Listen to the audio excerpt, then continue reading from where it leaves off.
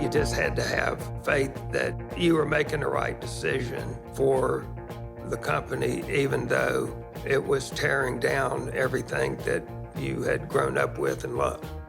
Today on The Market Makers, what it takes to lead a 122-year-old American company through the moment everything you built is being dismantled around you. This is a story about faith over certainty and the kind of leadership that chooses survival over nostalgia. Bassett Furniture's journey isn't about chasing trends. It's about making impossible decisions in real time and trusting that culture can carry you through what strategy alone cannot. Rob Spilman Jr. didn't inherit an easy legacy. He inherited responsibility to a family, to a workforce, and ultimately to an industry in upheaval. As CEO, chairman, and president of Bassett Furniture, he led the company through globalization, the collapse of domestic manufacturing, and a total reinvention of how furniture is made, sold, and experienced. From company towns and factory floors to retail stores, designers, and e-commerce, Rob's story is about stewardship and what it means to tear down what you love so something can endure. Rob carries that legacy forward, a great part of Americana, a great American company, and ultimately a great public company leader. I've got Rob Spilman Jr. here with me, CEO, chairman, and president, all three of Bassett Furniture. We're honored to have you here, sir. Really excited to connect with you. So first of all, welcome and thank you for being here. Well, thank you, John. Good to be here. Good to be at the market. Boy, there's so many places to begin. First of all, the company's history. It's one of the I feel like the founding fathers of this industry. So maybe share a word on the origin story of the company. Sure. So my great-grandfather, J.D. Bassett, was a tobacco farmer. And one day, a man showed up at his farm and was looking to build a railroad through that area of Virginia. And the purpose was to bring coal. The railroad stopped in Roanoke, Virginia at that time. And they wanted to bring coal down to this area to Winston-Salem, actually to fire the boilers at the R.J. Reynolds tobacco complex over there in Winston-Salem. So they spoke. And my great-grandfather said, well, why don't you just put the railroad through my farm? I'll let you have the land to do that. And his intent was to develop the area. And so the guy said, well, boy, that'd be great. And then subsequently, the man called J.D. Bassett back and said, hey, we're going to need a lot of railroad ties for the railroad. You ought to open a sawmill. And so that was the genesis of Bassett Furniture. Once that was a finite proposition, of course, once they filled those orders. And so he began to sell the indigenous hardwoods, the oak, cherry, et cetera, to the seat of the furniture industry in America at that time was Grand Rapids, Michigan, and Jamestown, New York. So he started selling the lumber up there. And one time he was in Michigan. He took his wife on the trip up there, and they went to the customers and everything, and they were coming back, and he said, what'd you think of all that? And she said, we ought to go in the furniture business.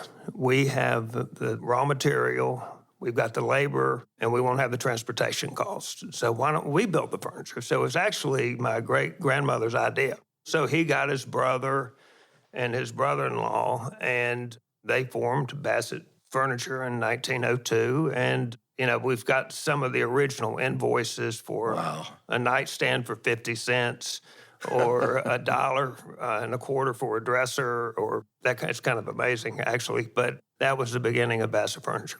One thing I had read a little bit about, too, I think it was during the Depression, maybe, because cash was not really there. Bonuses were paid, I think, in ham. That's right. Well, people needed to eat. Right. I mean, and we had the company store there, and they still have the script that your wages could be paid in script, and you could buy from the company store. And so Bassett was the quintessential company town. I imagine from the beginning, most of the town probably worked for the company. Well, that's right. I can't tell you what percentage, but a very high percentage. And the company built the schools and the infrastructure around Bassett. Wow. And as a young person, what was your time spent around the family business during these years? I mean, tell me about what that was like as a kid. I grew up in a little neighborhood there in town, and the conversation at the dinner table and in church or you name it was about furniture and Bassett Furniture. So I think the time it really made an impression on me about how big a deal all this was to us was I was in the fourth grade and my grandfather died, and they shut all the schools down for his funeral. And so I went, wow, this is a pretty big deal. And so, Wow. But yeah, it was very much part of our life.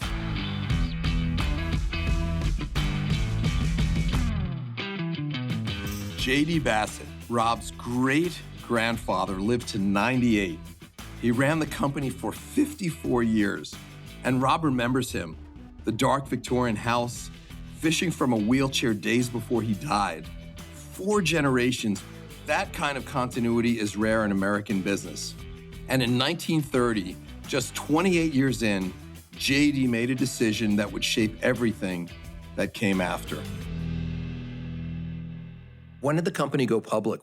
They became profitable very quickly and became quite a successful enterprise almost immediately. And there were shares in the company that the family was pretty big, and they distributed the shares. And I'm not exactly sure, but I don't know whether he was getting pressure or he just saw the future or whatever. But in 1930, they went public. So 28 years after the inception. And largely to be able to provide liquidity for family members who maybe weren't in the business, wanted to cash out whatever they wanted to do. So, that seemed very innocent and logical at the time. Of course, being public today carries many burdens that he never envisioned back in 1930.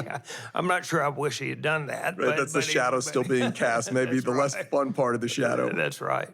Wow, really, really amazing. This could be a discovery episode. I mean, just learning more about your family and the history and the early history. I've got one, if I may, which is actually quite important in the history of the company, and that is World War II. And of course, the furniture industry largely shut down during World War II, as you can imagine, because there weren't a lot of consumers thinking about furnishing their homes. So my grandfather got the idea to approach General Motors. And General Motors was building a lot of personnel carriers, troop trucks. And you've seen these in the movies where all the infantry guys are riding in the trucks, and the bed of the truck in the rear. So they sat on the benches and their feet were on a wooden bed. Right. And so he went up there and said, we'd like to make the beds for the rear of the truck.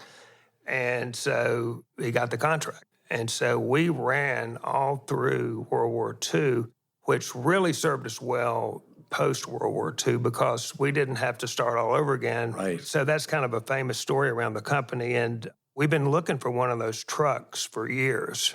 And we found one. You did? Wow. This December. And we bought it from a guy over in Wilmington, North Carolina. And so we've got the thing. It's in pretty good shape, too. The Great Depression, World War II, 9/11, the Great Recession, COVID, post-COVID, tariffs. Bassett has seen it all.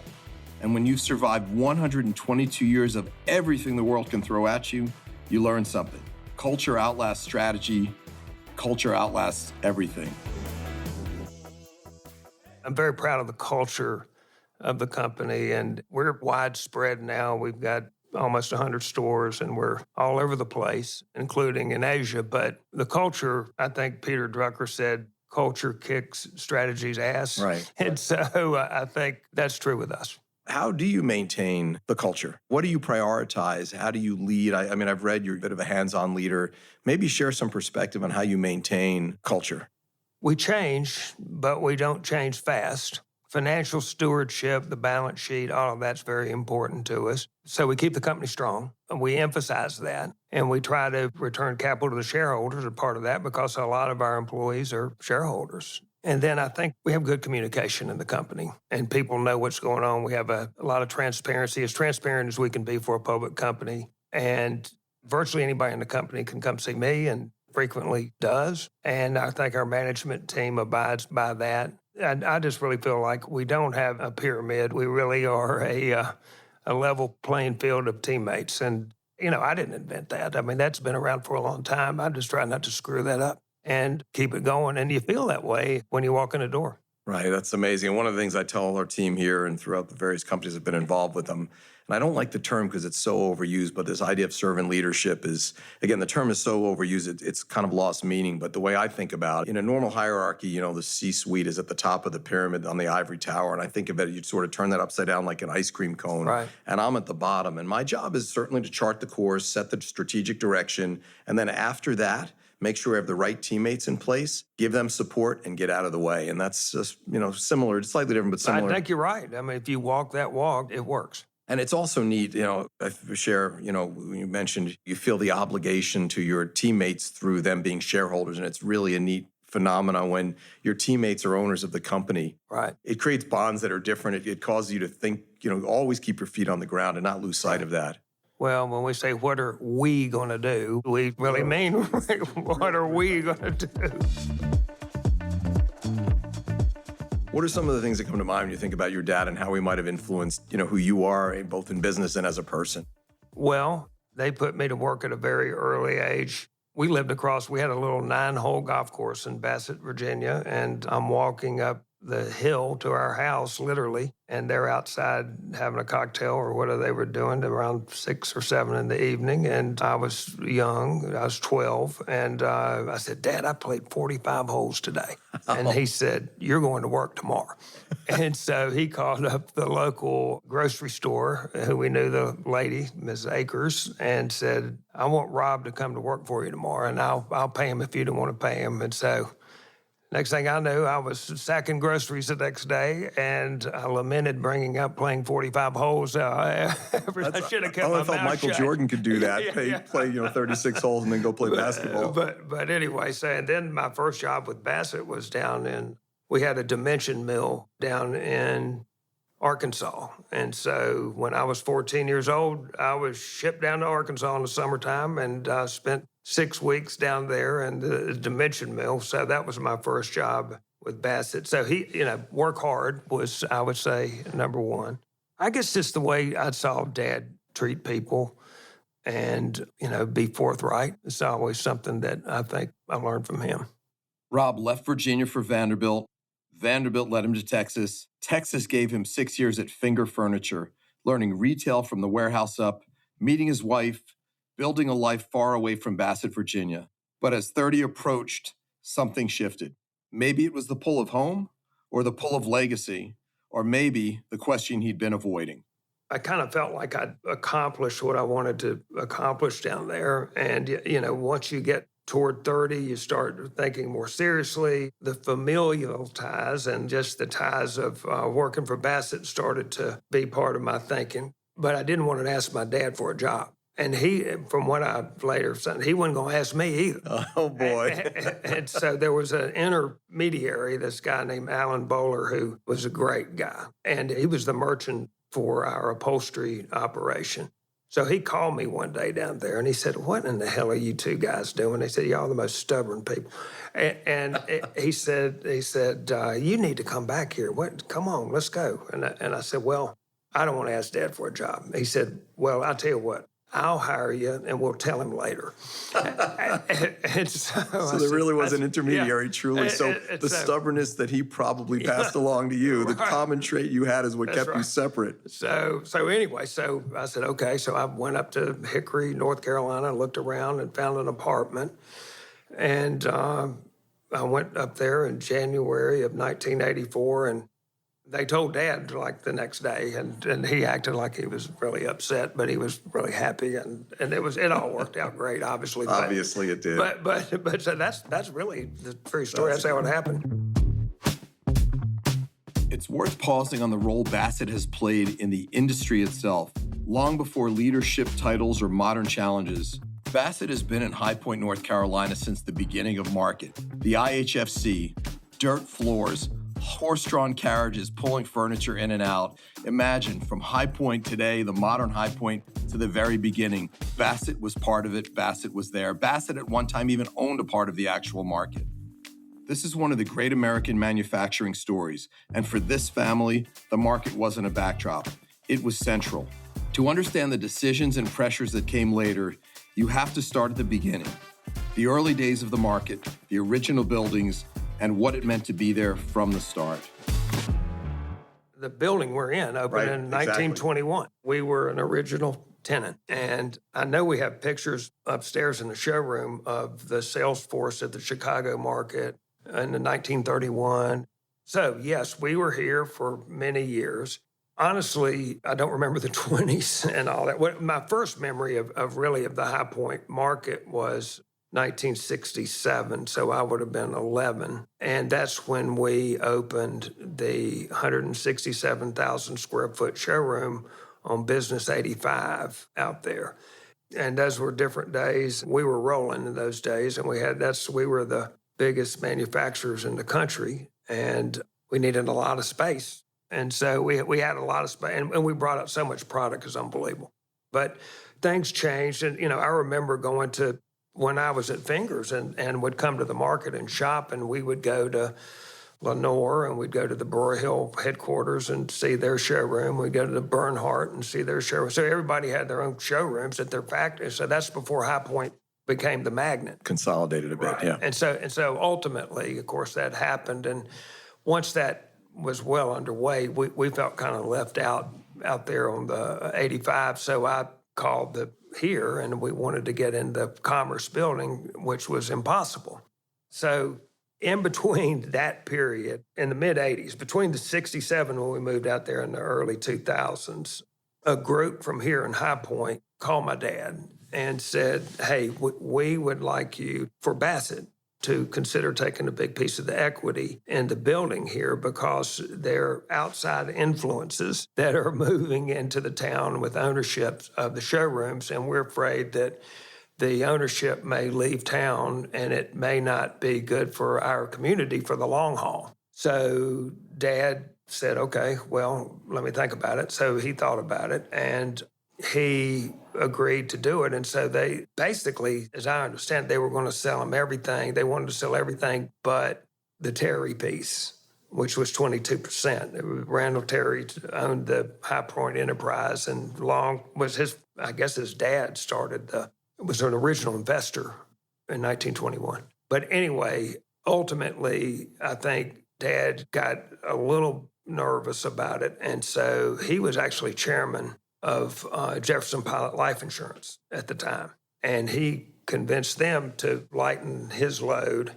And so we ended up with 47%. Terry had the 22%, and then Jefferson Pilot had the rest. So we were 47% owners of all this, or not all of it, but what we IHFC, we had. basically. Right, yeah. right. So when we wanted to move over here, Bruce Miller, who was running the building back in those days, said, well, we'll just build you another floor. And so I said, great. So that's how the 12th floor came to be. And they built that for us. And then they got Kincaid to come in there and a couple other guys to make it all work. But and we're still up there right now. That's right. And one of the things I think I had read, I think under your leadership, the accumulated interest of that 47%, I think the basis was like $2.5 million, and you ended up selling it for $275 million. Do I have that right? That's right. That's not a bad, I don't know how many years that was over. That's not a bad investment. No, that was a good investment. There was $100 million of debt Okay. on the building. Still a great investment. So they retired that, and then It was only a 50 times instead of 100 so times. the shareholders split the proceeds. Right. Well, that's amazing. So tell me, shifting just in the last few minutes that we have, under your stewardship as the CEO and president, and then more 2016, I think, chairman as well, maybe share just some of because again, I think our listeners are interested in how you became who you are and how you've achieved the success you have. What are some of the biggest challenges you faced, and thoughts on how you overcame them, how you dealt with them, maybe principles behind how you approach challenging circumstances? Well, I guess for my personal perspective, we've talked about the past for the however long we've been talking here. But, from 97 on is more, let's say, I don't know if interesting is the right word, but more personal for me since I became president in 97, CEO in 2000. And that was, of course, at the dawn of the great Asian tsunami, where the American furniture business, as we knew it, ceased to exist over a 2-decade period and moved to Asia, at least on the wood side, which was 70% of our business in those days. Today, it's 30% of our business. So dealing with that and having you just had to have faith that you were making the right decision for the company, even though it was tearing down everything that you had grown up with and loved. And that was very difficult. So, and I basically did that personally and a lot with my cousin, Jeb Bassett, and I went and I closed all these wood factories and stood up in front of all the people time after time after time, because we had almost 10,000 people making furniture today then, and we have about 1,200 today. And so it was extremely, extremely difficult. But we had to just have the faith that we were doing what was right for the future, although in all honesty, we really didn't know. Well, that's by definition, that's what faith is. Yeah, but we did have the balance sheet, and that was something that our forebears had bequeathed to us, and so we had that going for us. And then the other thing we did, my dad sent us to China back in the early 90s, and we saw the stuff pouring out of the factories over there, and it was unbelievable. And so we're going, oh my God. And we knew it, we saw it in the marketplace, but seeing it with your own eyes, it was really sobering. So anyway, when we came back and he said, what do you think? And we said, we're in deep, you know what? This is a major problem. So we said, well, what are we going to do? And I said, well, I think we've got to go and open stores. And he said, you're crazy. He said, your customers will drop you. And I said, Dad, they're going to drop us anyway. They're going to go over there and buy all that stuff. And, of course, that's what happened. And North Carolina, Virginia lost 300,000 jobs. So anyway, that was close to 20 years of stuff that went on to reposition all that. And then, like somebody said, you're trying to change the tire in your car when you're going 70 miles an hour. Because not only were we were getting out all that, we were also opening the retail thing. And so it was a wild, crazy journey, but we've made it through that. And we still got plenty of challenges, don't get me wrong. But we don't fear for our lives every single day like we did back then. When you look at that specific moment where you were returned from China, you're having the conversation with your partner, your dad, and you're making the choice to actually open up a retail channel. That must have been a scary time, but you didn't really have a choice, is what you concluded, that it was going to happen anyway, so we've got to go do this. No, it was extremely scary. And, boy, I wish I could do it a second time because I would do it a lot differently than we did it. but yeah, we did it, and it was messy. And, not too long after that, we had the great housing crisis of 08, 09, and that really put pressure on those guys because we'd never envisioned, well, first of all, we never envisioned getting retail until all that happened, number one. Number two, we didn't want to run our own stores. But the Great Recession really made that happen because a lot of these guys just weren't going to make it. So we basically traded receivables for their business. And we took a lot of those businesses over and we brought in people. And so today we have roughly 60 corporate stores and 30 some odd licensed stores. But yeah, it was challenging, to say the least. And maybe a word looking ahead, is the growth plan to leverage more licensees in the sense of... So much has happened, and there's also been quite a winnowing out of a lot of the retailers. Right. And a lot of it may be generational. The current generation didn't want to do it, or acquisition, or whatever it may be. So today, about 63% of our business comes from our stores. But the reason we're down here and have a showroom is not for the stores, it's for everything else, which is still very important to us. And we're glad to know that. Yeah. And the other thing that's happened is, of course, the rise of the interior designer. Right. And the whole design community is so different. I was talking to a guy a couple of days ago. He said, he remembers placards on the reception desk that said, "We do not allow interior designers." And now we're practically falling all over each other to serve them champagne or whatever. And so it's really a whole new era. And that's exciting. And it kind of dovetails with, because our stores are predicated upon a design experience. Right. And we sell a lot of interior designers out of our stores. We have relationships. Sure. So it all kind of, in a crazy way, has kind of converged to make sense for us. So you had all of that plus the bolting on the omni-channel element of the e-commerce, which really helps our brand. that's growing for us. So, boy, so different than way back when, but we like the way we're positioned for the future, and we're excited about it. From sawmill to e-commerce, I mean, that's your family's company, and the company you lead is an amazing company, and you've really been through and seen everything, and here you are. Well, thanks very much for joining us, Rob. I really enjoyed it. Rob Spilman Jr. from Bassett. What stands out isn't just longevity, it's stewardship, a belief that companies don't exist just to survive markets, but to serve their people, employees, communities, customers, and generations yet to come. Imagine that, a company built to stand. In an industry defined by cycles, disruption, and reinvention, Bassett's journey reminds us that culture, conviction, and courage can outlast any single strategy. I'm Jon Pertchik. Thanks for listening. Join us each week as we explore the transformations shaping how we live, work, and gather.